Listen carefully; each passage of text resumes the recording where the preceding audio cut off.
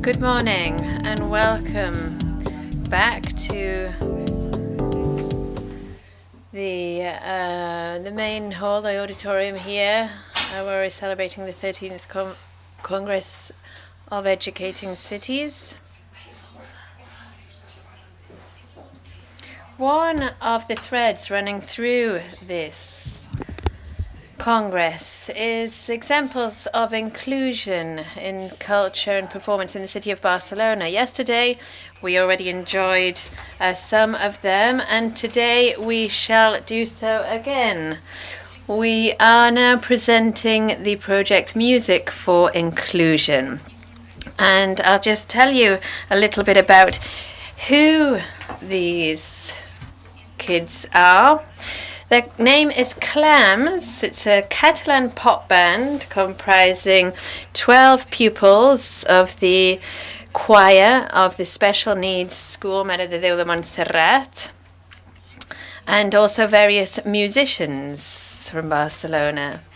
And they together created this project, Music for Inclusion, which aims to change the way we look at people who have different functional diversity and allow us to view their skills and make it a bridge between social inclusion. And today they are going to be playing songs from their first CD.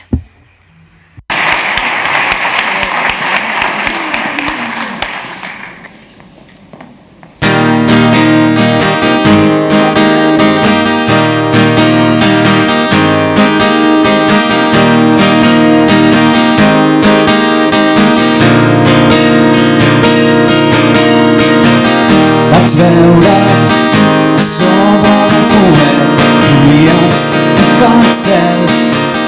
Vaig veure't portant una ambulància. Intentava atrapar-te amb peus lligats. Sé quello que fai.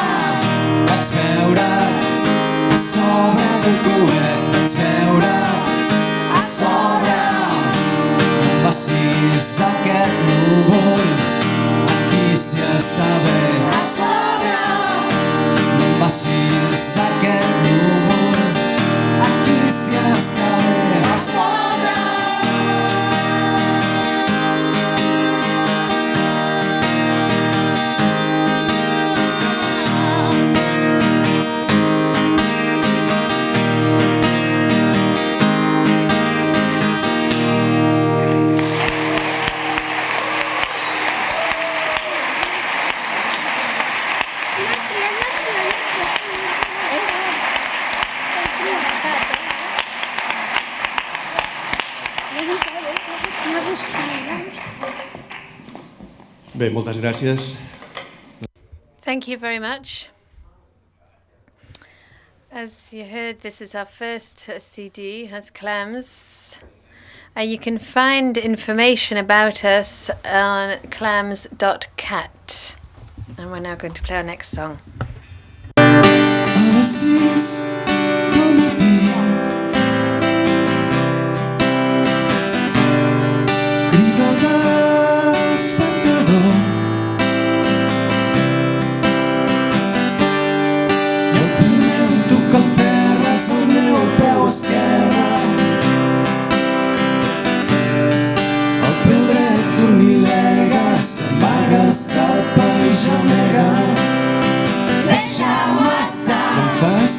Perdonar. Deixa-ho estar. Deixa-ho estar. Silenci horitzontal, no deixis portar. Dilluns matí, la mandra em guanya, em pren un tros de mi.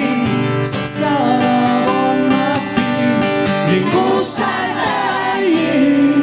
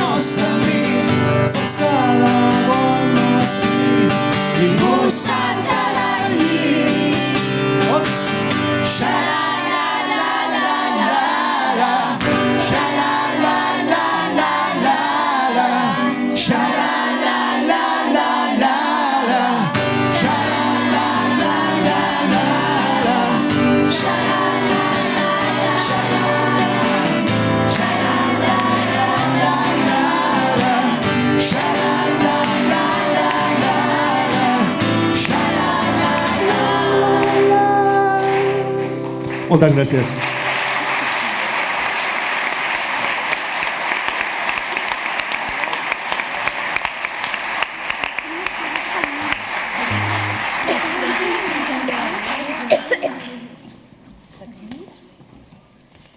Bé, ja, doncs, per acabar. Thank you. Our last song now, then. But I'd firstly like to thank the organisers for trusting in our project, and particularly Antonia Hernandez, who has given us all her trust right from the start. Thank you.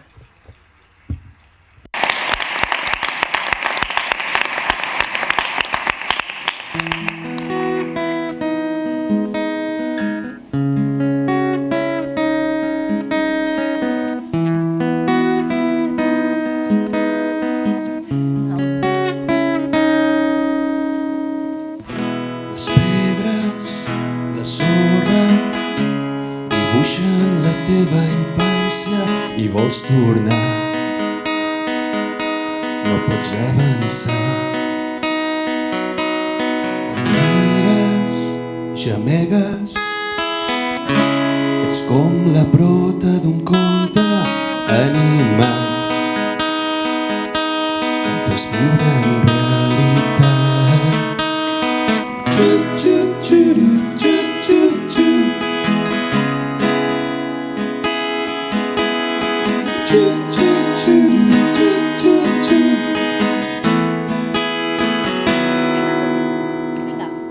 Les ceres que s'obren i estan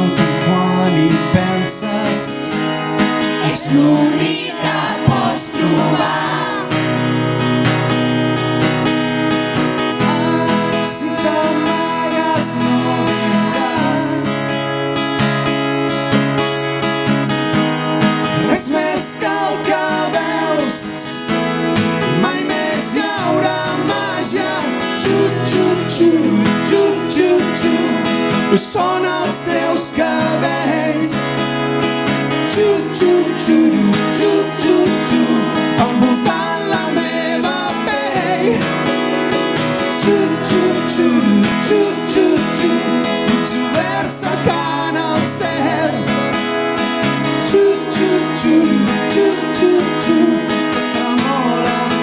Tot tremola.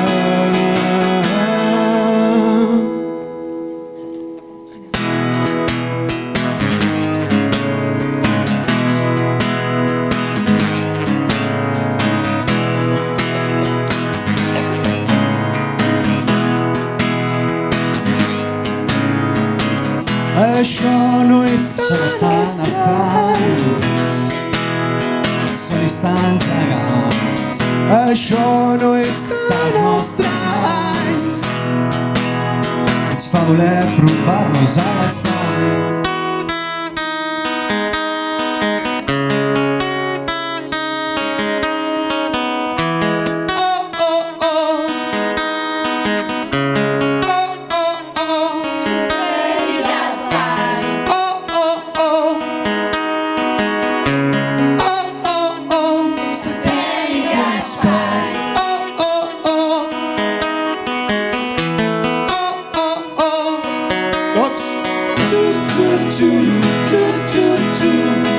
Són els teus cabells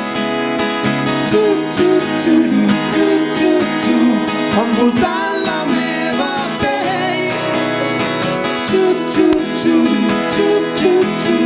Quan em mires des de baix.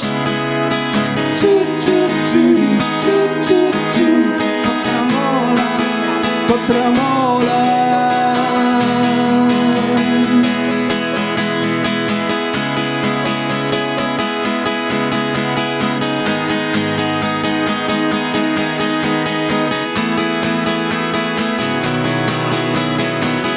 Vull que t'apropis Per olorar-te, per olorar-te.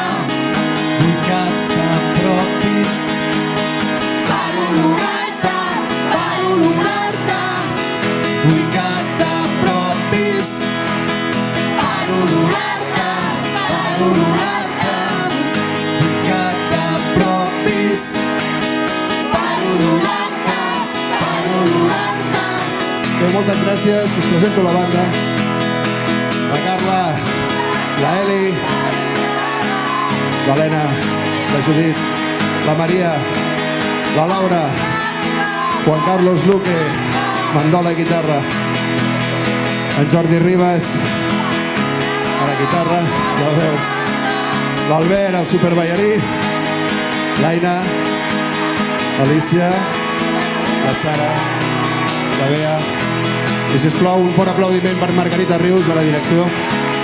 One round of applause for Margarita, who's the choreographer.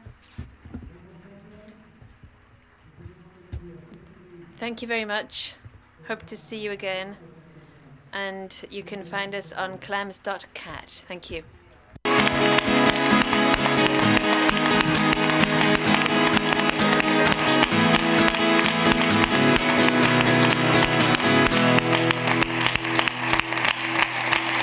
Gràcies.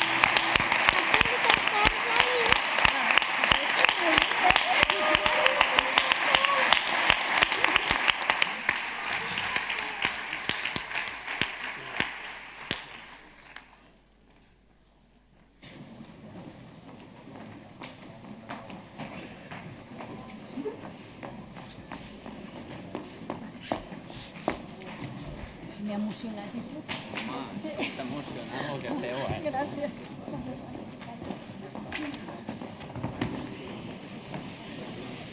Què podem dir? Doncs moltíssimes gràcies. What can we say? Thank you so much to the boys and girls of Clams and the musicians who do really great job in promoting inclusion in music. The Mayor of Barcelona, Javier Trias, has wanted to say hello personally to these young people who are here with their families, their mums and dads, who are helping them to leave the stage. It's been excellent work, and they have released a CD, and there are 4 songs on it. It's very beautiful. So while we're just setting up again for the round table that'll be next, the round table of mayors, I want to remind you a couple of things. The Wi-Fi password is Educadoras 2014. Educadoras 2014. And you can download the Congress app at the registration stand using IEC. And also there are 2 tablet areas for inquiries, and they're in the stands area. Just another detail. For the Congress to run smoothly, this one and future Congresses, please do fill in our feedback surveys that you can find at the entrance. It's very important for us, and we'd be very grateful. And there are post boxes that you can post those surveys into. So, moving on, we have a very special session next, the Round Table of Mayors. The aim here is to share and talk about some of the decisive aspects and projects that these cities have set up as educating cities. To chair the round table, who better than Dr. Salvador Cardús, who's a sociologist, a journalist, a writer, has a doctorate in economic sciences, and is a member of the scientific committee. When we asked Dr. Cardús, to be here to introduce our mayors and also to chair this session. Thank you, Dr. Cardús.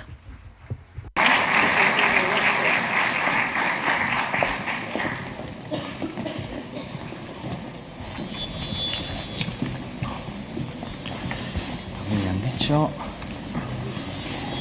aquí. Nice to meet you.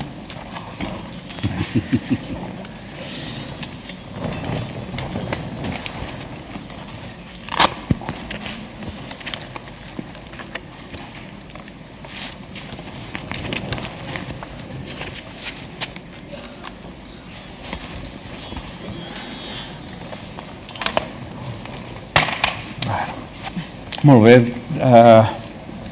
Molt bon dia a tothom. So, good afternoon, everybody. We're about to start the roundtable with mayors of cities that have a strong commitment to this movement. It is really a movement. It's not just an association.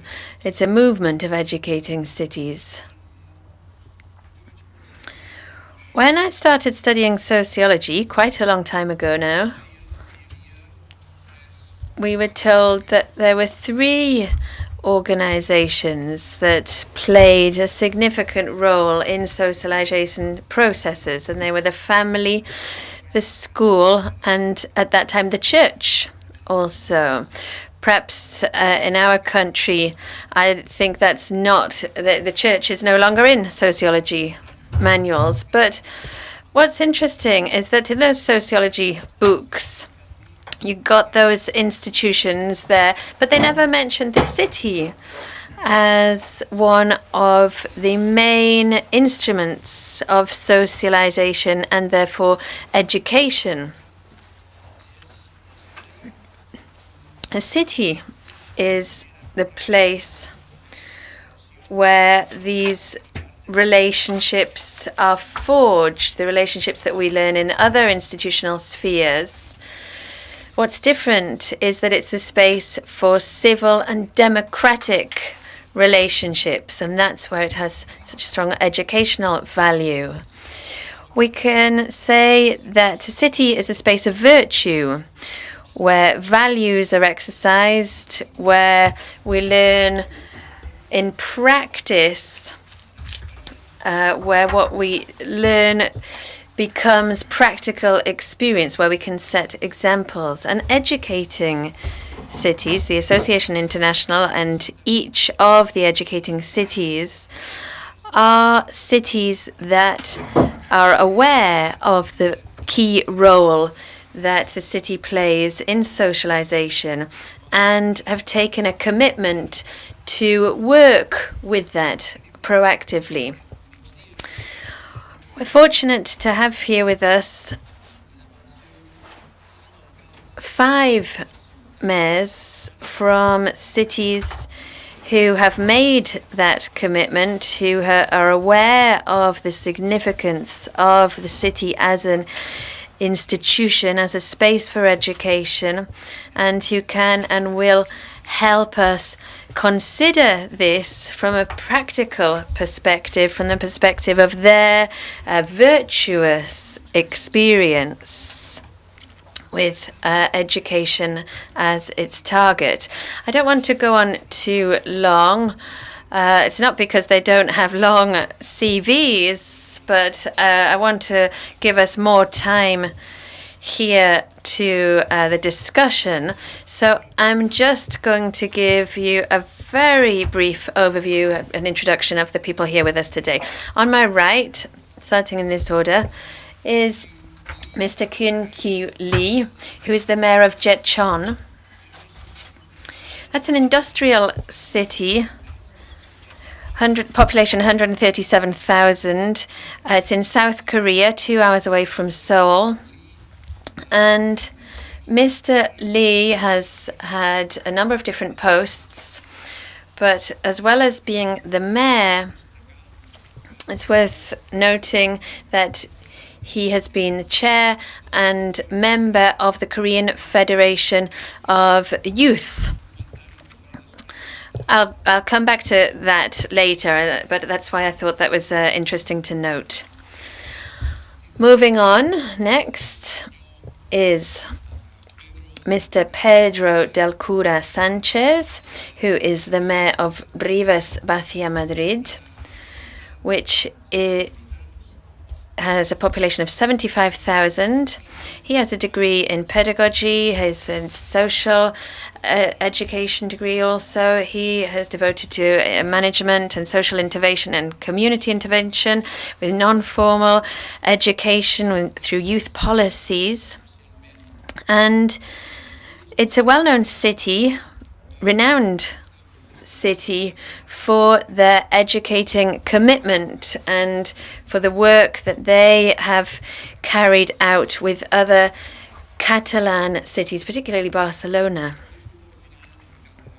I'll come to Mr. Trias, the mayor of Barcelona, last. So let's move on to Monica Fain, who is the mayor of Rosario, which is a very big city, 950,000 inhabitants in a metropolitan area with 1.5 million inhabitants, so similar to Barcelona. She has a degree in biochemistry. She's a member of the Civic Social Progressive Front Party, and as the mayor of Rosario, she has worked in public health areas, particularly, notably setting up a child and maternity hospital, among many other things.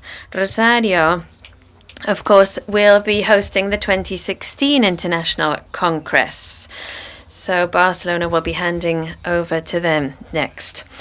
And on the far right is Esther Alda. She's the deputy president of the Board of Geneva, which is made up of 5 different bodies. The mayor changes every year as rotatory. She's a member of the Green Party, and she's also been a director of a private social action association that focuses on homeless people. She's a social worker also, in terms of her professional qualifications. And last but not least, the mayor of Barcelona, Mr. Javier Trias, is here. He has a degree in surgery and medicine, specializing in pediatrics. He was a doctor at the Children's Hospital in Valdebron before starting his political career, and a councillor of health, councillor of the presidency, spokesperson for the parliamentary group of Convergencia and Union, and currently the very well-respected mayor of Barcelona. So these are the people we have here with us. I've noted just some of the points of their careers, perhaps not the most significant, but I chose aspects that perhaps link them all up, which is their background in health, in youth, in social work. And I'm sure that their background have had a big influence on their later concerns and interests as mayors of their cities. I'm sure their experience has ensured that their commitment is not just about words, not just theoretical, but rather based on their actual practical experiences. So, in the order they're seated, I shall put a question to them. I'll ask them just to answer in 2 or 3 minutes. And the first question is just to give a general overview, to give us an idea of the challenges that your cities are facing with regard to social inclusion, which is the main theme of this Congress. So, Mr. Lee, what are the main challenges facing your city vis-à-vis social inclusion? 예, 제천시장 이근규입니다. 그동안 우리 한국 사회는 Good afternoon, Mr. Lee. I'm from Jecheon.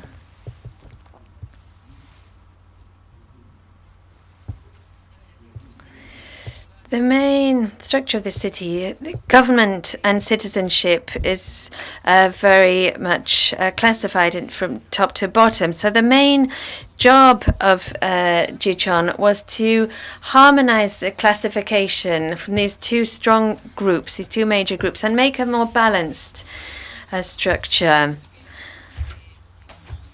The concept we promote are citizenship, and citizens are mayors themselves. Every citizen is a mayor of the city, and every citizen must be concerned about the issues that mayors work on. And that's the way that we engage all of these socially marginalized groups. The structure is small, the system is still small, but we put citizens at the heart of it.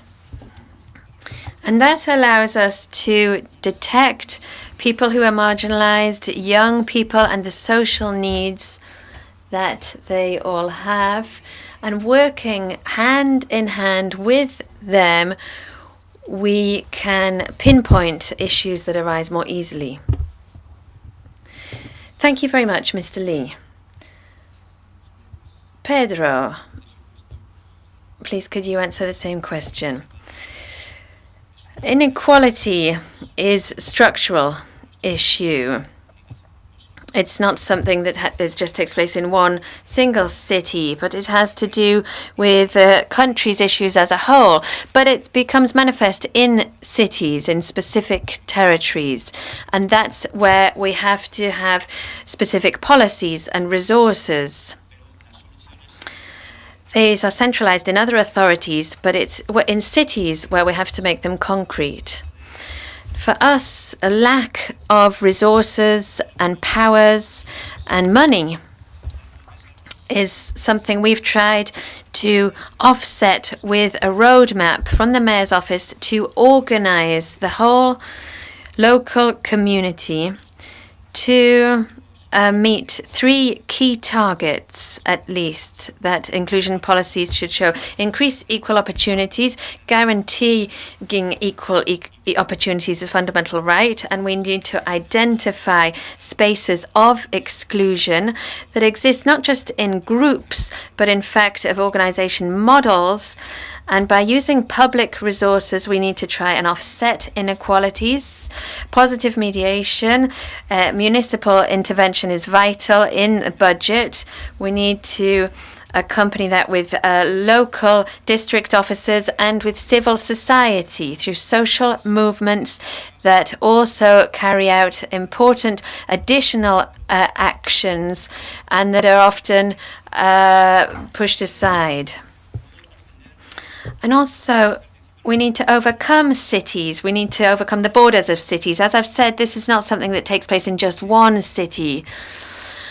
Issues of employment, housing, access to culture, which are perhaps the 3 main areas where inclusion policies have to focus, are not just problems in one city. So we need to overcome borders by creating knowledge networks and mutual support.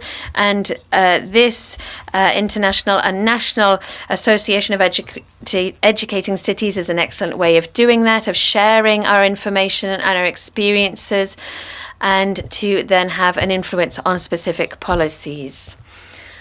Mr. Trias, please. You have to know what you want to be as a city. You want to be a city of culture, knowledge, creativity, innovation, and welfare. We are also the capital of Catalonia, and that's one of our responsibilities. We have to be capable of addressing 2 major changes. One is technology and also the demographic changes. In 15 years, we've gone up from a population of 6 million to 7.5. We also have one of the highest life expectancies in the world. A woman born here will live on average 86 years. So most of us will live 105 years old. So we have to be capable also of responding to another huge issue, which is unemployment and housing. So employment and housing are really the priorities of this city. Monica, over to you. Thank you very much for sharing this space with us. Like all Latin American cities, Rosario has a major challenge, which is inequality. Creating coexistence and meeting spaces that allow us to strengthen opportunities and integration in diversity is what we're trying to do. Perhaps the greatest challenge facing mayors is implementing public policies that allow every single citizen to feel that in their city they can realize all of their expectations. We need to break down territorial fragmentation, i.e. places where inequality takes root. We need to generate processes that lead to coexistence. So public policies must target and be underpinned by the idea of an educating city to create actions that will allow for coexistence, equal opportunities, diversity in equality, and of course the place where this democracy of participation empowers citizens and puts them at the forefront. Esther, the same question to you, the challenges facing your city vis-à-vis social inclusion. Thank you, Barcelona, for hosting this very interesting Congress. It's great to be here. City of Geneva has three main challenges, I'd say, to highlight. Particularly, Geneva is a very international city. Over 50% of its population are foreign in origin. And so that's why it's very important for us to carry out innovation. All of our documentation is translated in several languages. In every neighborhood, in every part of Geneva, we have one-stop offices where people can be supported and accompanied in the services they have. Another challenge is policies of age related to aging. The next 10 years, the aged population will probably double, as the Mayor of Barcelona has said. So 2 generations will practically come together as of the age of 60. This population will increase hugely, the non-active population. So we have to integrate these people into the social fabric. Of course, we can't waste all of the skills that they have already acquired. It's not just about them leaving society when they retire. And we also have to harness their skills for civil society, supporting parenting and in associations also. These people really have a role to play over the course of their whole lives. And also adapting public spaces and housing to people who will have mobility problems, also problems with health. So those are a big challenge. That's a big challenge. And the third one is about supporting parenting. One of our aims in Geneva is to meet the needs of preschool children through covering institutional needs of about 100%. And when I came into office 3 years ago, we looked at putting up, creating another 4,000 places for preschool children. It's a budget of around 100 million in terms of investment. So this is an important challenge to allow families to manage their work-life balance. In terms of equal opportunities also, it's vital that from very early childhood there are equal opportunities then at school, so that there are extra school structures to strengthen equal opportunities, and we've heard many examples of those at the Congress, and I think they're very enriching and inspirational for us to hear about other cities' experiences in that. So those are our challenges. Thank you very much. I'm going to move on to questions. We won't be following this same strict order now on. I'd like to start with asking a question to Monica Fain. You have long track record, as we've already heard, in Rosario. Can you give us a specific example of a successful policy, inclusion policy, that's been implemented in Rosario? An experience that might be useful to highlight the strength that you have as an educating city.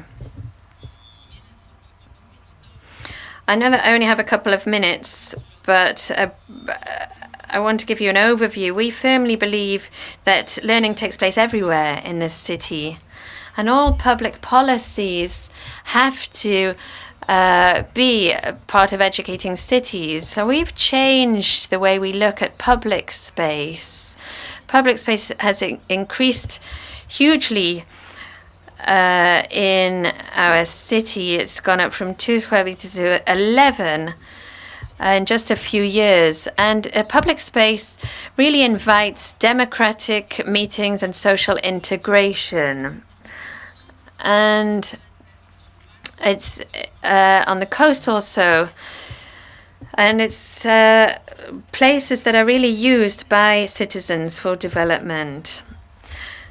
In terms of participation, we set up a greenhouses network where people commit to a raft of actions that have to do with recycling, energy saving, sustainable transport, composting.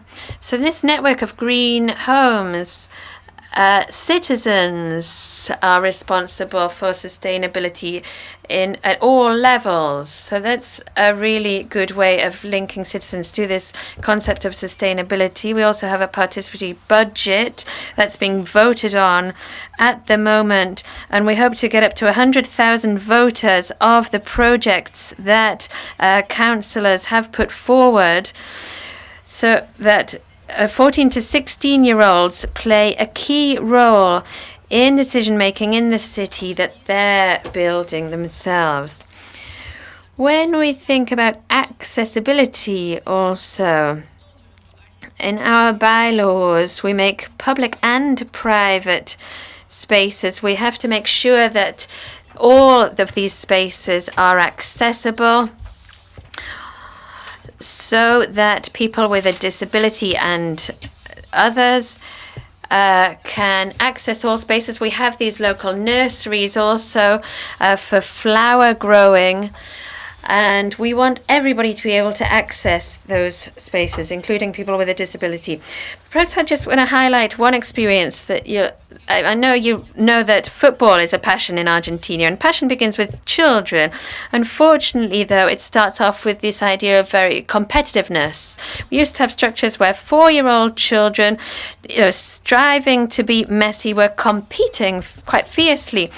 The council proposed a big change of paradigm in this through support policies for children's football teams with physical education teachers, healthy eating experts. They proposed that it wouldn't be all about competition. It wouldn't be at all about competition until the children were 11-year-old. So we changed this from a focus on competition to a focusing on learning, integration, and working together. We've heard many examples of educating cities, such as integration in employment, also for LGBT collectives, and also women's networks working together in social participation to combat domestic violence. In all public management, we focus on democratic participation, transforming the paradigms of a society to make it not individual, but much more collective and involving. Okay, I've kept the trickier questions for the Mayor of Rivas Vaciamadrid, because perhaps I was a bit more daring. But here we all explain success stories. But perhaps could you briefly tell us some of the main stumbling blocks or difficulties you face? What are the main obstacles in terms of policies? Could you perhaps point out the biggest obstacles or difficulties? Well, thank you very much for giving me this dubious privilege. Obstacles, stumbling blocks. Well, there's only 2-3 minutes. I'll attempt to be very synthetic, because there are quite a few of them. I'll sum them into 3, basically, 3 models. The economic model. An economic model where accumulation of wealth and unbridled consumption is part of the paradigms of societies, makes things difficult until this accumulation of wealth model isn't put aside, any kind of actions we carry from cities will be stymied, inevitably will be limited. So not only to act in our own territory, we also intervene insofar as we can to attempt to change that economic model based on accumulation of wealth. Then institutional issues. There seems this the levels of administration which have most resources are not cities. Recently, an act was approved by the Spanish Parliament which cuts back our competences. So, as a mayor, our actions are often limited. We are said, "Oh, that's not your competence. You can't get involved there." Unless there is a policy, a tax policy, and that's the third issue, which ensures greater equity, we will find it difficult to achieve our dreams. And that is something where we have no competence on the tax model, if you like. And then there's educational issues. How do you explain the various stakeholders in a society that carry out affirmative action policies on small groups of people who have difficulties, particular difficulties, is not necessarily giving advantage to some and putting others at a disadvantage. No, you have to argue it's a win-win situation that'll benefit all. So to compensate disabilities or inequality will allow the society as a whole to grow in a cohesive fashion, independently of the resources which you have at stake. Mr. Trias, Mayor of Barcelona. I'm not going to make things easier for you just because we come from the same city. Starting off from the idea that public-private partnership is essential when it comes to overcoming difficulties in educating cities. But is that easy? And not only that, but also to bring, say, the third sector, NGOs, associations, so on. What are the difficulties? Yes, you have to believe in it. There are some who do not believe it. Some who believe that everything should be done by the public sector, the public administrations should have pride of place. Those who know me will know that I don't agree with that. I think the public administration does have its own remit. It has to plan. It's a big responsibility. The public administration has to plan. There's another responsibility of the public administration is to reach agreements on the funding of several sectors. One part could be public, the other part will have to come from the private sector, and then you have the management responsibilities. Often the public sector has to be the only manager. I hold the view that cooperation with the third sector, with the non-profit sector, is essential. It will allow us to multiply resources, as a multiplying effect, and people often have greater trust in these entities, non-for-profit bodies. We have to perhaps give them more professional bent, more professional, if you like, model. You have to have an oversight role, accompany them, advise them, and believe in them. Because if you don't believe in them, their efforts will be doomed to failure. You must trust them. Once they're professional. I think in Barcelona we reached a very significant agreement. We've managed to reach a citizens' agreement for a more inclusive Barcelona. More than 500 bodies are signatories, and that does have an important knock-on effect. 7,000 professionals, 13,000 volunteers. And that means that you're talking of 400 million euros. The third sector, and I've always defended that, I always held the view, that will provide you with a degree of inclusion that you'll never achieve with the free market economy. This third sector, which is increasingly important, which is open to society, open to civil society, will provide employment to people who otherwise would be on the dole queue. the example we've seen before, these kids who are singing, who's going to give them employment? The third sector is one where they'll be able to find employment. Another important thing we should do from the public administration, ensure that the private sector changes its mindset.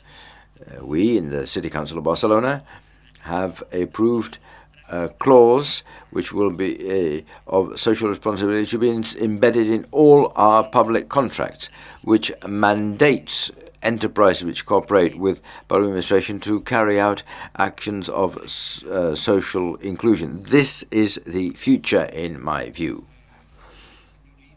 Mr. Lee, I have a question for you. We know that educational inequalities generate social inequalities. Could you perhaps tell about some specific initiative how a local government can foster equality of educational opportunities as a way to counter or to beat, if you like, social inequalities?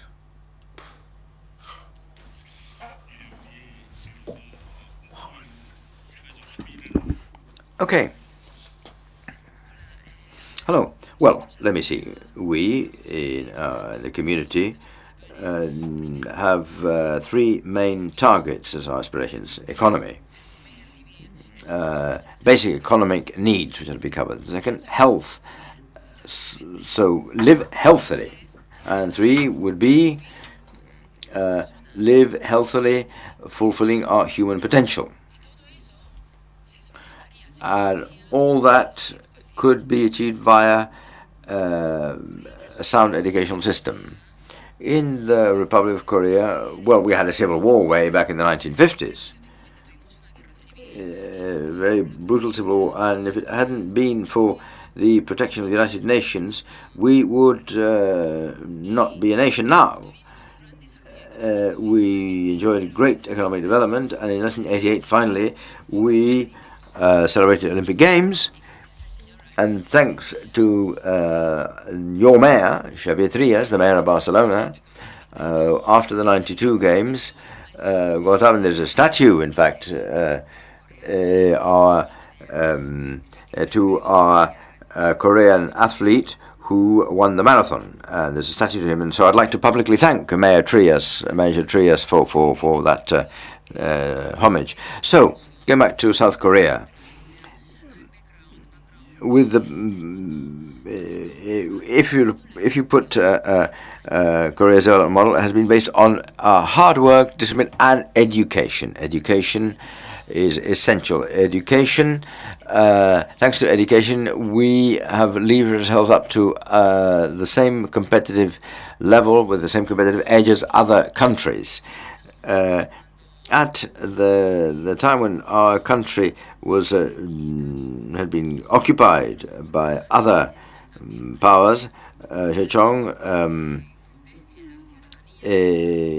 had soldiers who defended our citizens and our country. So there is a distinction between young people who had a past, who've lived in if you like, a situation of well-being and fairly sort of prosperous society, but that's not always been the case.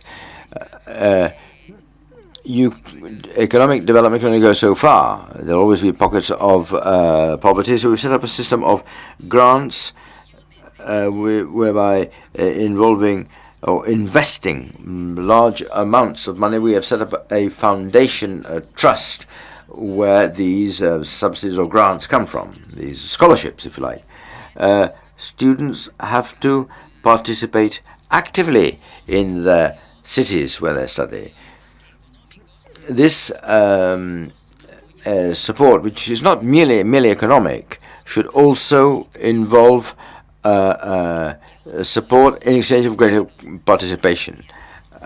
We have built student halls of residence, and we would like to offer places in these halls of residence for students who undergo economic hardship, if you like. Of course, this social group who have needs or who need support from society must provide them with help to ensure that they can grow, develop, despite the rather very difficult situations they face. Obviously, when you are a young kid, one of your key needs is to feed properly. So we have a series of school meals, free school meals, and 5% of our city's investment goes to the education heading. We must improve our educational system. We must improve our schools, and thanks to education, we shall be able to develop and grow. Of course, Korea is a long way away. I've taken 16 hours to get here. Why am I here? I'm here to tell you that via education is the key to unlock the path to our objectives. And we must learn from Barcelona, from its success in education. I'd like to thank all the cities, all the educating cities who are here. We are a family, and I feel full part of it. Thank you. Moltes gràcies. Senyora Alder, Madame Adler from Geneva, I have a question for you, a tough one to answer in 3 minutes. You won't be able to sort of do justice to it. But there is one point which has always puzzled me, even worried me. How can you carry out, or how can you ensure that an inclusive policy doesn't err on the side of overprotection? How can you achieve how can you achieve emancipation, but without getting sort of dyed-in-the-wool status quo policies, which doesn't achieve change, which just, if you like, provides immediate answers to pressing immediate problems? I don't know whether you can provide the solution. Yes, I think participation is key. Participation must be carried out in a town, in a city, in a territory, and in Geneva. We have neighborhood contracts, and via these neighborhood contracts, we do involve inhabitants of the whole city via working or task groups, task forces. There's a diagnosis on the issues of a neighborhood, and then these task forces or these working groups set up throughout the neighborhood of the city. They carry out activities in the public space, activities for youth, taking on board, if you like, family family help, and then all the series of proposals which are validated by the municipal council. So there is an undertaking between the various stakeholders to press forward social cohesion in the city at all levels. We have also, during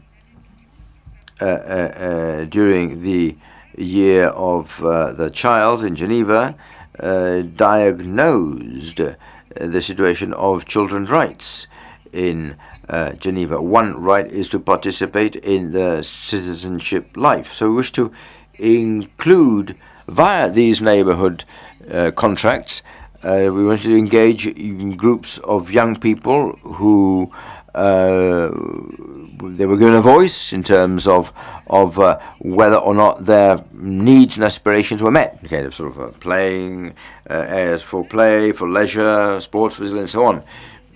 And so a participatory process is essential, and we in Geneva try to ensure that all citizens are party to that, including kids, including young people, of course. Senyora Fein. Monica Fein. A very specific question. On a number of occasions, we mentioned the possible problem of segregation, fragmentation. Now, in the case of the city of Rosario, how do you go about overcoming this potential for segregation or fragmentation? How do you avoid social segregation leading to territorial segregation within the city. What do you do to ensure that the whole city be accessible to all citizens? Well,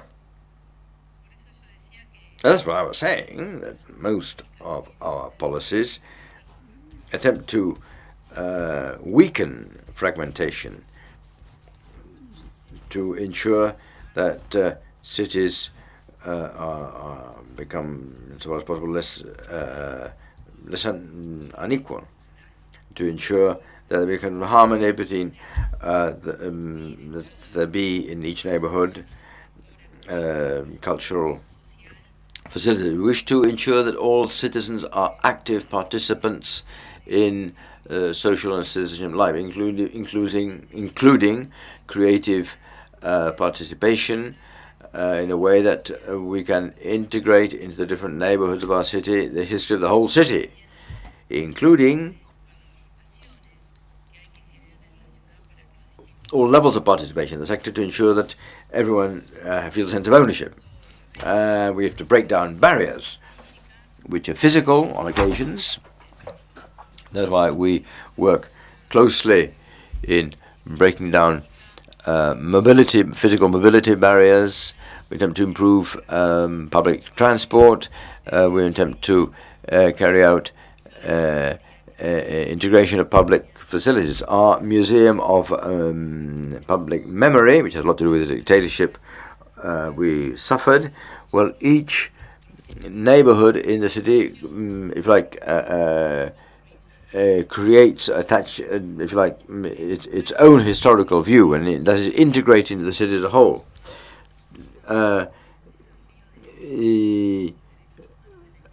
Memory of universal human rights will be linked to new rights which are emerging and which must be taken on board. In relation to this issue, Mr. Trias, Mayor of Barcelona, and to dwell upon the causes and to ensure prevention, we obviously need these policies which are cross-cutting. Could you perhaps tell us about an initiative developed jointly by different municipal departments? Because there is certain fragmentation which also affects planning. Yes, well, I think that a municipal policy, if it should be properly done, well, all of them end up being sort of cross-cutting, and you must bear in mind that a city council, which in our case, for instance, we have 5 deputy mayors who are responsible for areas. You either are sort of horizontal across the board, or it's pointless. It must be cross-cutting. Otherwise, why? We have a deputy mayor's post who's responsible for town planning, for housing, for the environment, and new technologies. And that does not imply that they're the only ones involved in these sectors. Let me give you an example, which comes is appropriate at this moment. We won the Bloomberg Award concerning a program called LINKS, Vincles in Catalan. It involved applying new technologies to meet the challenges of isolated elderly citizens. Senior citizens who live alone, who gradually become more and more isolated, or they have no contact with their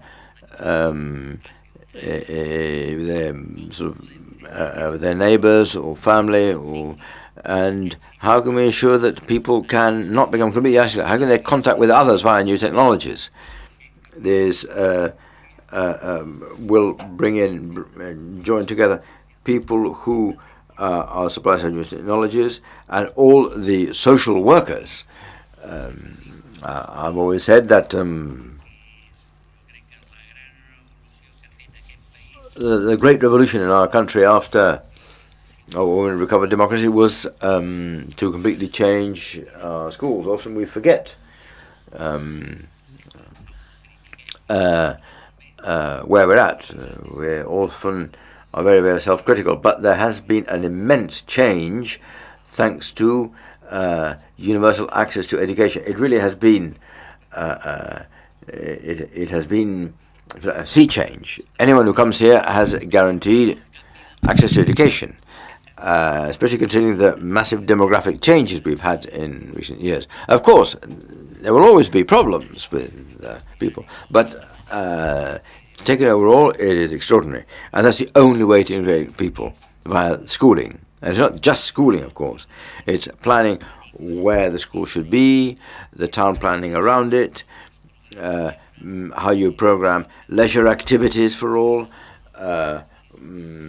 and see how new technologies fit into all that. It is cross-cutting. We must understand that. That must be a given. It's easy to say, easier said than done. And there'll be tensions within the system. There'll be sort of different views within the city government. But that's that's the responsibility of the mayor to be able to deal with all that. The second question coming along in the second round of questions. It'll have to be brief, of course. But I do think that, there is a global crisis, a massive economic crisis. There is a pressing need for policies of inclusiveness. This economic crisis led to new poverty, which has put a burden on the demand for services and has led to greater awareness of society in the importance of educating citizens. What have been the changes in municipal management to find solutions to these challenges? Have you modified the way your city is governed or not?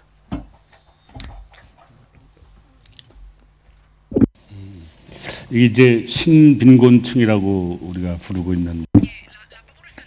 Well, new poverty, as you have called it. There is by economic polarization. This widening gap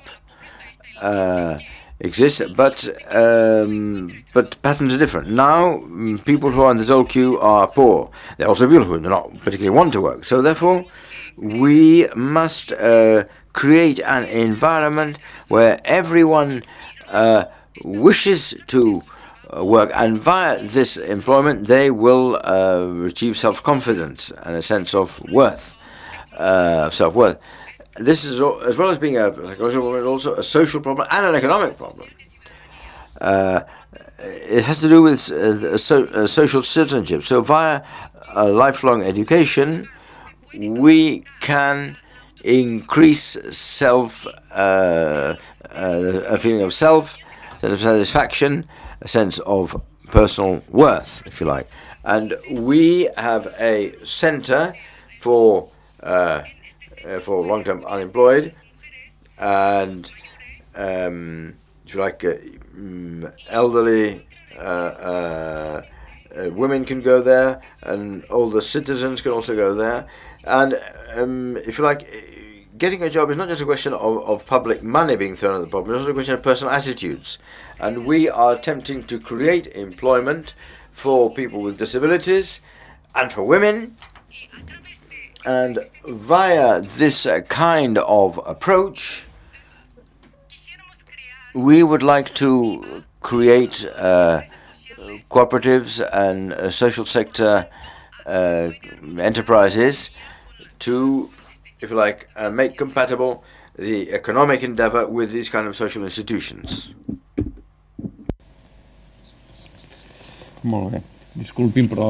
That's very well. Excuse me, sometimes translation everybody lags behind, but that's what happened. Okay, now I have a question for the representative from Geneva. A rather special question, if you like. Hopefully it sounds meaningful, makes sense. When we talk of exclusion, we talk of exclusion linked to the idea of poverty. But do we have exclusion because of a sense of wealth? The very wealthy who in some way are excluded, what can we do to ensure these more powerful groups also feel that the city is part of their lives.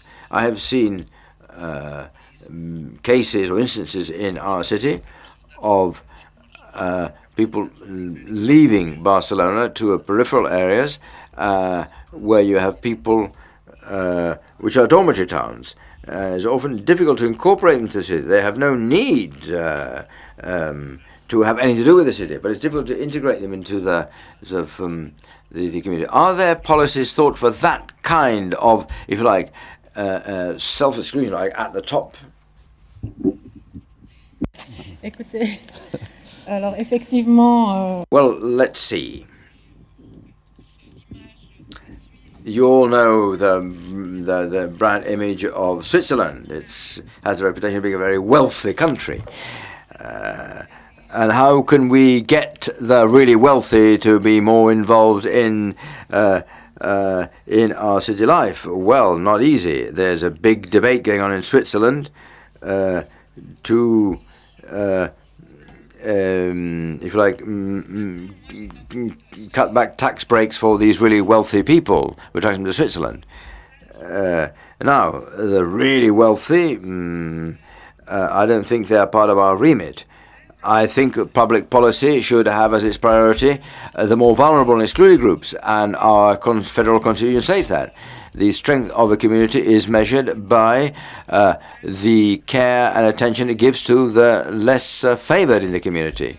I have always held the view that the wealthy will always have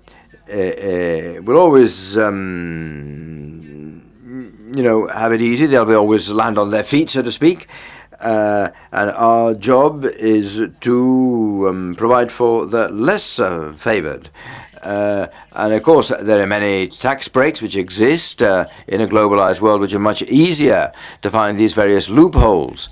And it's a concern we have. And maybe the tax breaks, yes, it might help the wealthy to be. But of course, there are philanthropic approaches. There are very wealthy who are very philanthropic, who set up foundations and trusts, and we're glad that they exist. They are very useful. But it is true that the gap between the wealth gap is increasing. In a city like Geneva, we have an increased instance of homelessness, and it is our duty to take these people under a roof, especially as winter is approaching. Our budgets are also threatened, you may be surprised to hear, because we have rather specific legislation. I'm not going to give you a long tirade, a long discourse on Swiss legislation, but often municipalities are having certain of their competences cut back to ensure that there's a level playing field in a given territory. Maybe some of our competencies to provide to organize social inclusion policies may be threatened. I'm not really bothered about the really wealthy. They'll always do okay, right? My concern is with those who find it difficult to make ends meet. And that is my responsibility as the mayor of my city, and I think it's the responsibility of elected officials everywhere, in every city. I ja per acabar... Winding up then this second round of questions and last, I said that I'd left the difficult questions for the mayor of Rivas Vacia Madrid. I think this is one of the toughest questions, and interesting that it's the last one. I've put down these questions for brave mayors.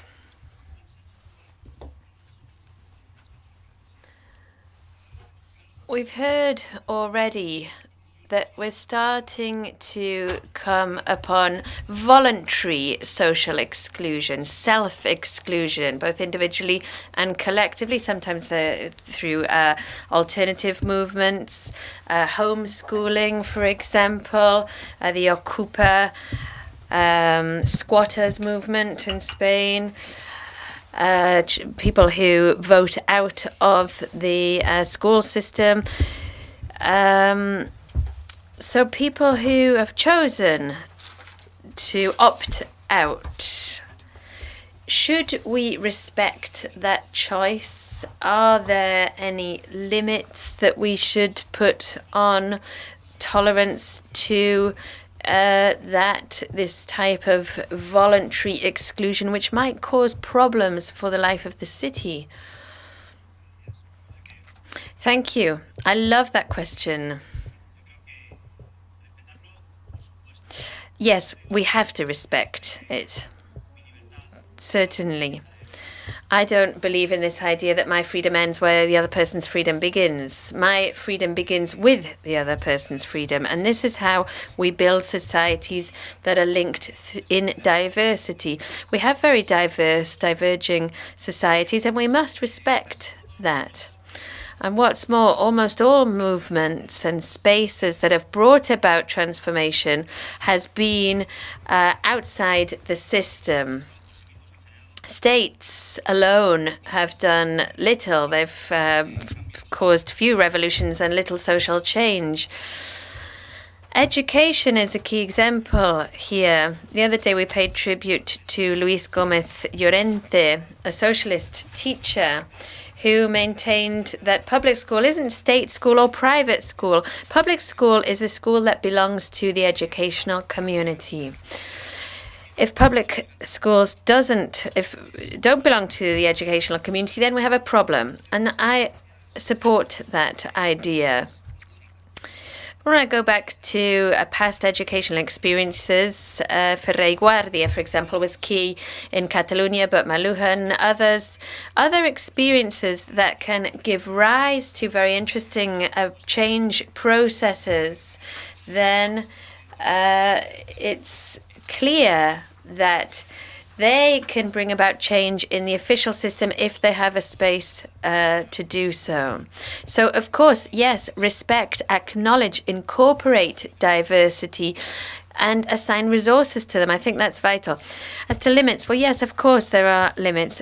I only know one limit, and that is human rights. The rights of children, the rights of human beings, and I think that we should organize diversity around that Convention of Human Rights. And on the subject of human rights and education, on behalf of my city, and I think the national network, I'd just like to express our solidarity to the Mexican delegation and the 23 students who were assassinated for the 43, I beg your pardon, students who were assassinated for their beliefs. Thank you.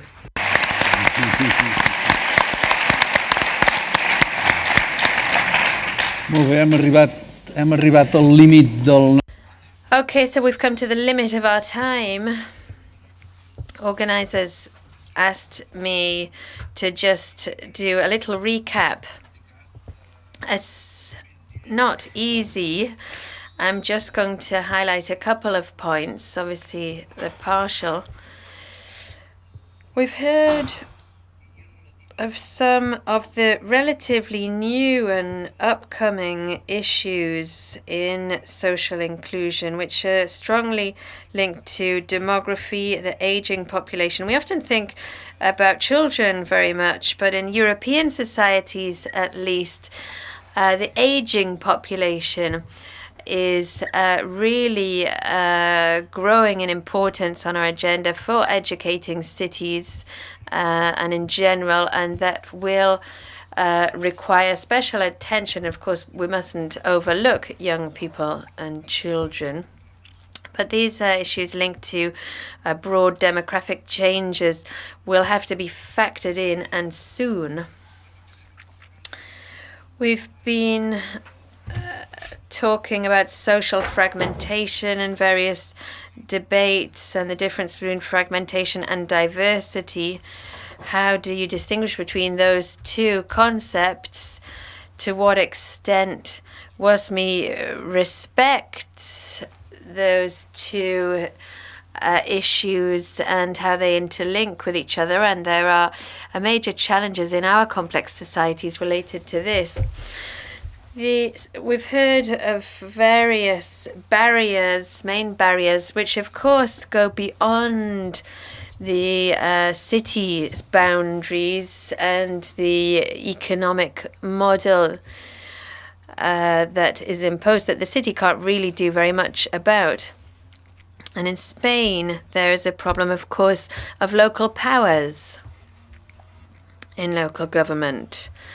Unless local authorities are given back the importance that they used to have, then they won't be able to act. And of course, to do that, we need the necessary budgets allocated to that. But if that doesn't happen, it's difficult to envisage what type of future awaits us. Obviously, in our most immediate local political context, this is a difficulty that's facing us. Perhaps it's not so much the case for the other cities we have here that might have more room for maneuver. And vis-a-vis solutions and measures that have been taken, something that all speakers have mentioned is the importance of participation. We don't want to overprotect. We don't want to create a nanny state. And we want to avoid exclusion at all costs. As Mayor Trias was saying, through active participation policies, you've all mentioned these. Participation and proximity, which is what the city can offer far more than more distant political structures. Also, it should be the council that plans and that really enables all of these voluntary networks. It seems clear then that this is the way forward. Voluntary participation is at the heart of creating our cities. I'd like to thank you very much. You've been excellent timekeepers. I'm surprised, not because I wasn't expecting it, you're all mayors, but I know how hard it is to keep to rigid timetables. So I'm very grateful to you for that. I hope that our audience have found this debate very interesting. Thank you and good afternoon.